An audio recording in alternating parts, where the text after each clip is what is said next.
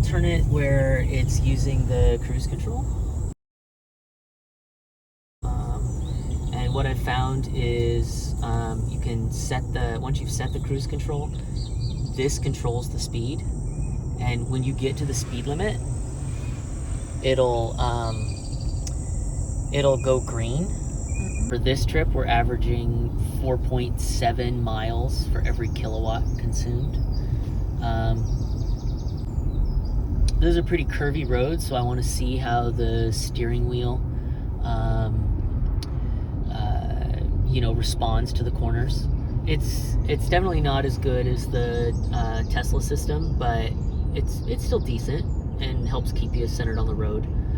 You just have to be more aware of different transitions for other roads and turnoffs.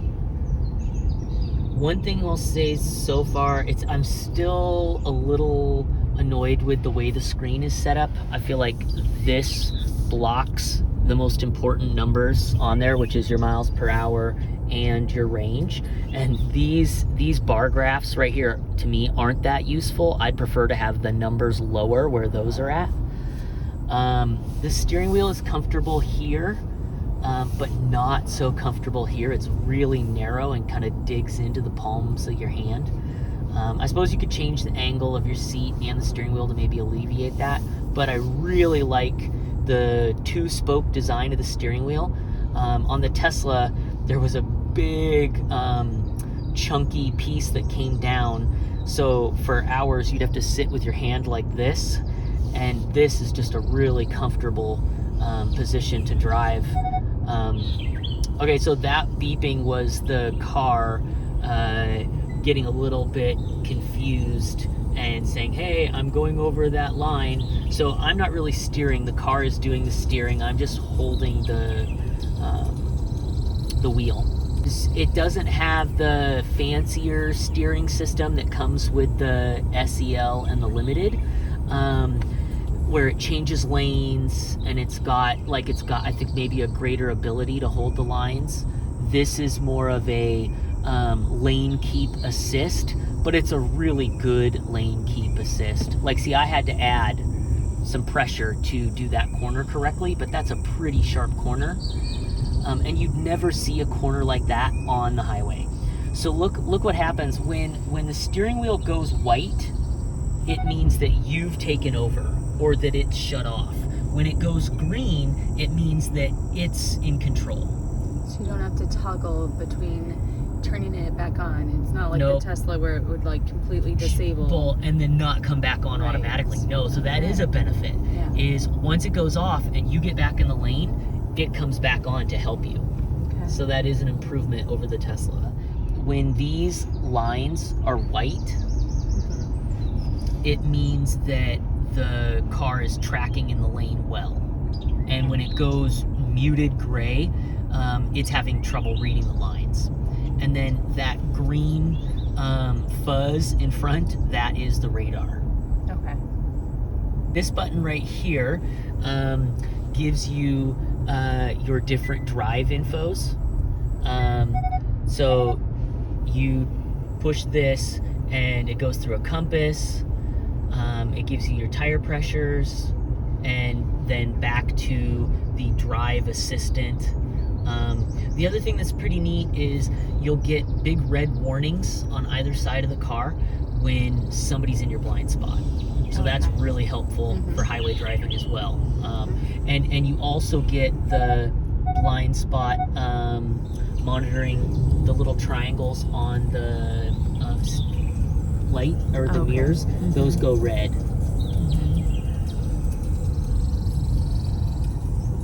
But yeah, overall, I'm pretty impressed with how quiet and comfortable the car seems to handle corners.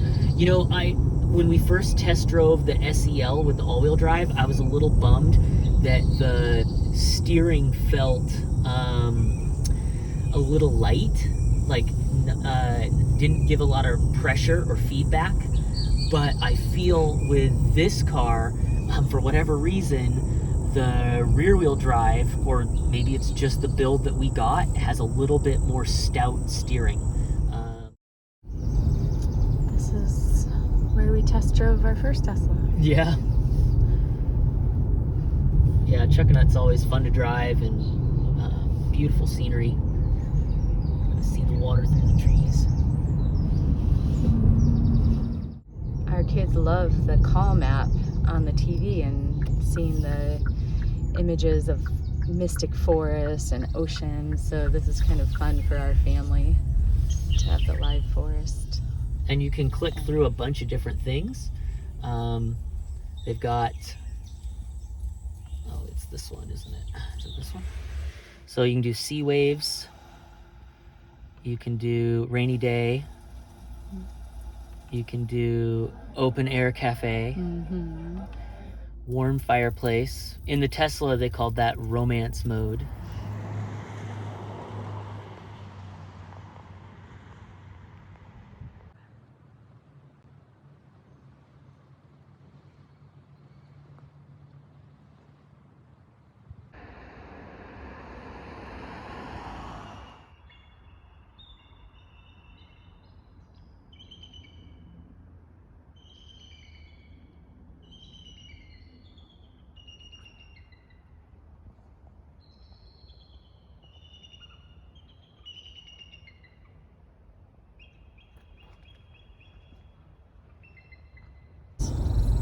What's on our screen now? So this screen is just like I think it's like kind of like the generic menu.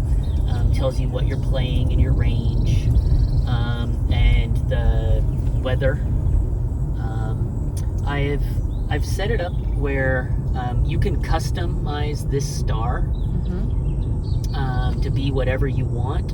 And so I chose to have the star be our like electrification page. So when you push that, it brings up the battery and what your range. So right now they're saying that we would have 227 miles with the heat on, and if we shut the heat off, we would go 244 miles. And is that the next charger that's available? They're saying that at Seaholm High School there's a charger, but it's not a fast charger, so I would not use that one. What they mean by number one is that I think there's only one charger there. Okay. I believe. One of the things that took me a long time to figure out was that this car, the SE, the mirrors do not fold. The second thing was, how do you shut the climate off? So I've been, just to save energy, I've been leaving the climate in the 60s, and I've been doing it where I just have it on auto number one. If you touch the auto button, you can increase the strength of the how aggressively it'll warm or cool the car. So there's 1, 3, and 2, and then back to 1. Fan off. Okay. That shuts the heat system off. Okay. And then you can go right back to auto, and it'll take you back to where you were. This is kind of a cool feature. When you're by yourself, you can only heat or cool the area around the driver to conserve. Okay, so how do you get back? Like, what's a quick way to get back? Just pressing that? Yeah, that takes you back. Now, if you press the media, it'll take you back to whatever you're playing. Or if you had your iPhone plugged in, it would take you to Your playlist? No, it'll take you to your whatever you were last on CarPlay. Oh. So I plug the phone in. Now, if you were to go media, CarPlay's an option. Okay. And here, I'll go out to the screen. To have this feel like the Tesla, I really like using the Google Maps, because that was often what I had going. And even if you're not setting the navigation, you can have the Google Maps up and running while you're driving, and it gives you real-time traffic data so that you don't get stuck in accidents